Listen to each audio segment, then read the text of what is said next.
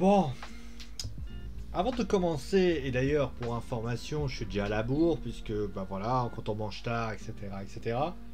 Avant de commencer, je voudrais déjà commencer par avoir un petit message de prévention. Si toi, fan de catch, fan de la WWE ou fan de WWE Raw, tu as une forme de mauvaise foi vis-à-vis de ce que je vais des shows, ou que tu trouves toujours les shows exceptionnels, je vais dire la vérité, ne regarde pas ce que tu vas voir. Parce que tu vas avoir le cœur lourd, le cœur dur, le cœur facile, le cœur en difficulté. Et dans ta tête, tu vas te dire, ce mec-là, c'est un complot. Ce mec-là n'aime pas la WWE. Ce mec-là est toujours en train de... Ce mec-là est toujours en train de râler. Et je vais vous dire la vérité, si je râle, et Dieu sait que je le fais, si je râle, c'est parce qu'il y a une raison. Je ne râle jamais sans raison. Alors, certains diront sans doute que est-ce qu'il y a une bonne raison pour pas râler? Mais ce que je veux dire par là, c'est que le show que je vais te présenter va être sans conteste un show qui va te faire mal. Mais je vais pas m'épiloguer là-dessus en tout cas. Et je vais donc commencer à décortiquer ce show et tu vas voir à quel point ce show représente finalement tous les défauts de ce qui pourra être donné. On va commencer par exemple. Alors, avant qu'on commence, vous allez vous dire, malgré le fait de ça, pourquoi il reste si calme?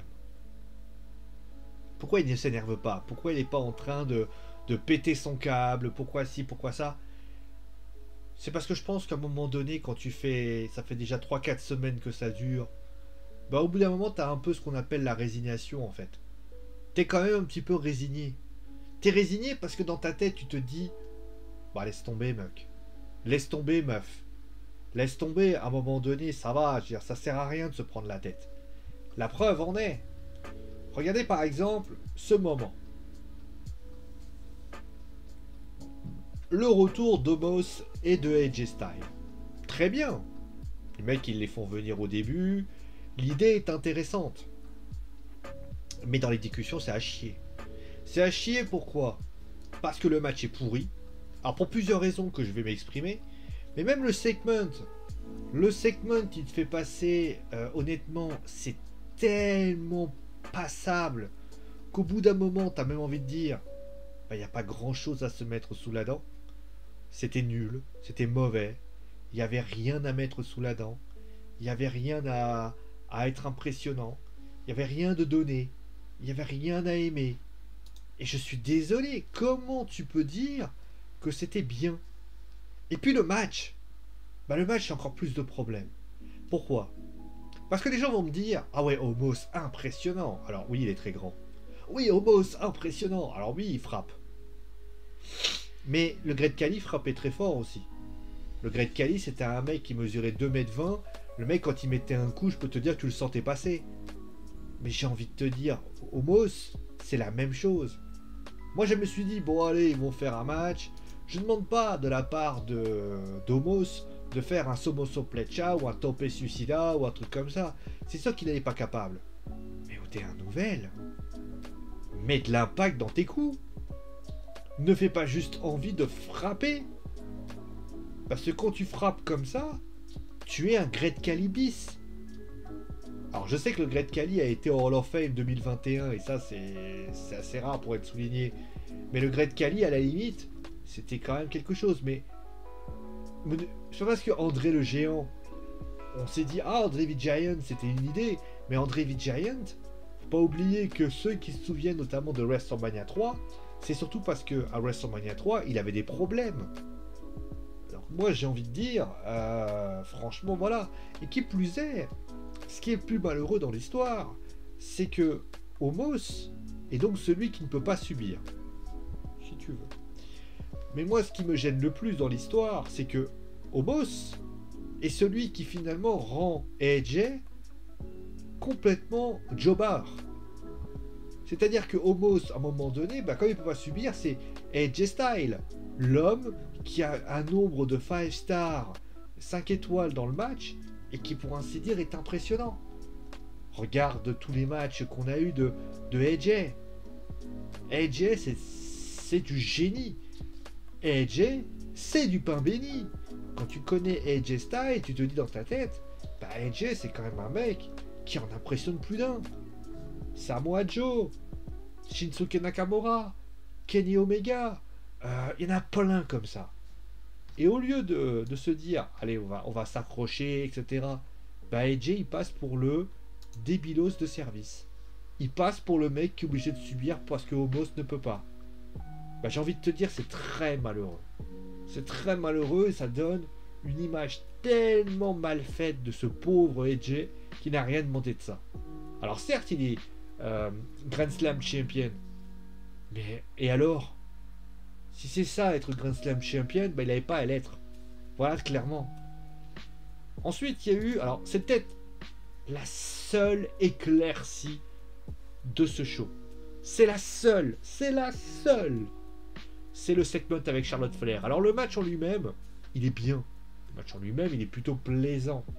Et quand tu vois le match de Charlotte, ils font un match agréable. Dana fait un bon boulot. Et au final, ça va apporter. D'ailleurs, je sens tellement la semaine prochaine que ça va taper du Mandy. Je sais pas pourquoi. Mais, pardon. Le segment est très bien. Le segment est bien amené. Le segment est plutôt bien fait. Surtout que les arguments de Charlotte à Sonia, bah, je les trouve quand même justes. Quelqu'un qui me dit que c'est pas juste, bah, pour moi, il n'a pas compris. Bah, le problème, il est surtout que pour moi, est-ce que ça va pas trop vite? Qu'est-ce que je veux dire par là? C'est que vous voulez, on a fait suspendre Charlotte il y a 2 semaines. La semaine dernière, elle n'est plus suspendue et cette semaine, elle obtient un triple threat. Moi, la question que je me pose, c'est pourquoi avoir fait une suspension si c'est pour lui redonner le match après? Et alors? Bah, j'ai envie de dire non. J'ai envie de dire non, ça ne suffit pas. Il fallait changer. Pour moi, à un moment donné, quand on y réfléchit bien, tout est fait à l'envers. Prends le temps. Surtout que Adam Pearce, on a l'impression que le mec, il découvre. Encore une fois, il faut arrêter. À quel moment Sonya Deville, à un moment donné, Adam Pearce, il se dit pas, putain, je vais venir et comprendre ce qui se passe. C'est Adam Pearce. C'est... Quand t'es d'ailleurs... Tu as abusé de ton pouvoir. Ouais, très bien. Le problème, il est là. Abuser de son pouvoir, dans quelle sorte? Pourquoi elle a abusé de son pouvoir aux dernières nouvelles? Peut-être que ce qu'a dit Charlotte à Sonia avait du sens. Donc, pourquoi il n'intervient pas? Pourquoi il dit pas à Sonia, écoute Sonia, désolé de te dire ça, ma grande, mais il n'est pas question que tu acceptes ce genre de choses, pour ainsi dire. Donc là, moi, j'ai envie de dire, ça devient une hérésie sans nom. Après, continuons quand même un petit peu, parce que finalement, on va continuer. Pourquoi vouloir aller aussi vite? On aurait pu bien mettre en scène les choses, on aurait pu bien frapper, bien mettre en place les choses. Et au final, tu veux aller vite. Bah, j'ai envie de te dire, pour moi, c'est une hérésie sans nom. C'est nul et c'est non avenu. Et c'est pas possible. C'est pas possible parce que finalement, un truc est pas mal dans le papier. Bah, j'ai envie de dire... les choses doivent être ainsi. Et pour moi, de mon point de vue, il faut changer les choses telles que c'est. Moi, je suis désolé.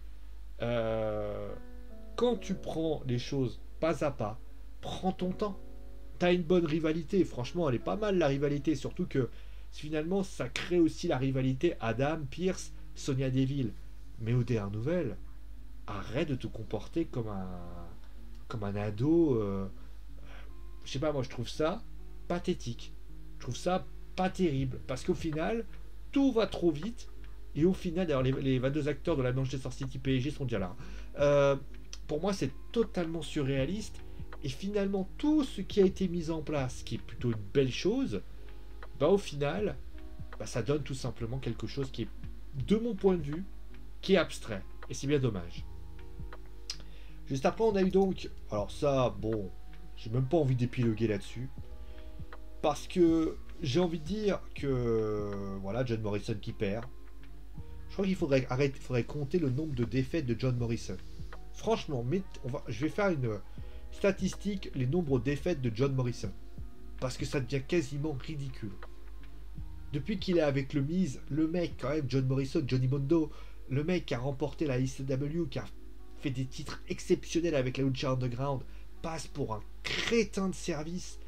Et c'est franchement déprimant. Voilà. Déprimant. Après cela, on a eu donc... Alors, j'aime bien ces deux-là aussi. La RK Bro, c'est rigolo. Randy Orton, ouais, c'est plutôt bien amené en plus la manière. Parce que le comportement de Randy est plutôt bien fait. On dirait un Pidune, c'est bien. La manière dont les choses sont faites, il fait office un peu de mentor en lui disant arrête. Mais regardez ce qu'on avait sur le papier. On avait les Viking Riders. On avait Randy Orton. Et on avait Riddle. Randy Orton, multitude de fois champion par équipe, qui connaît très bien et qui a de l'expérience. Riddle, qui est capable de faire des belles choses, qui a fait notamment un titre le championnat par équipe à NXT pour la champion par équipe de NXT, et notamment qui a fait aussi la Dusty Road Tag Team Classic, et qui a fait des choses exceptionnelles avec Pete Dunne. Et les Viking Riders, j'en parle même pas. La plupart du temps, quand il a essayé de faire quelque chose, c'était extraordinaire. Pourquoi tu nous sors une purge pareille où les Viking Riders passent son temps à tabasser du Riddle quasiment tout le temps? D'ailleurs, franchement, quand tu vois ça, c'est affligeant. Et après, juste après ça, tu as Orton qui arrive, qui met Archeo et qui finalement, voilà, il y a un combo. C'est nul et non avenu. Franchement, c'est nul et non avenu. Donc voilà. Juste après, on a eu donc... Alors, oui, je sais. Il y a plein de matchs qui manquent. Shelton Benjamin, il y a eu également Lana. Et pitié, déjà que je me tape le show alors que je devrais pas me le taper parce que c'est des enfoirés de service. Les mecs qui se sont dit oh bah on va faire un truc comme ça. Bah j'ai envie de vous dire, moi à un moment donné, voilà, donc Mansour contre Sheamus.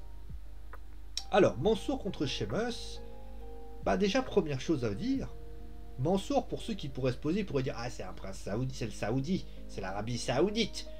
Bah le truc c'est que l'Arabie Saoudite, excusez-moi de dire ça, Mansour c'est un bon lutteur. C'est un lutteur intéressant. C'est un lutteur qui apporte des choses. C'est un lutteur qui donne beaucoup de qualité. C'est un lutteur qui donne de l'amour. C'est un lutteur qui apporte beaucoup de choses. Et ben j'ai envie de dire, c'est cool. Et ben j'ai envie de dire, bah concrètement, et ben Mansour, j'aurais aimé voir ce qu'il est capable de faire. Parce qu'il est à WWE Raw, et qu'à un moment donné, t'as tous les fans de Raw qui regardent pas NXT. Bah, qu'est-ce qu'ils ont fait les mecs? Ils l'ont fait subir tout le match, et à un moment donné, t'as Humberto Carrillo, d'ailleurs, qui arrive pour défendre, qui prend une disqualification, parce que Omos peut pas Mansour, il peut pas gagner par disqualification, gagner tout court, il peut pas tout court, parce que ça serait pas bien pour l'Arabie Saoudite.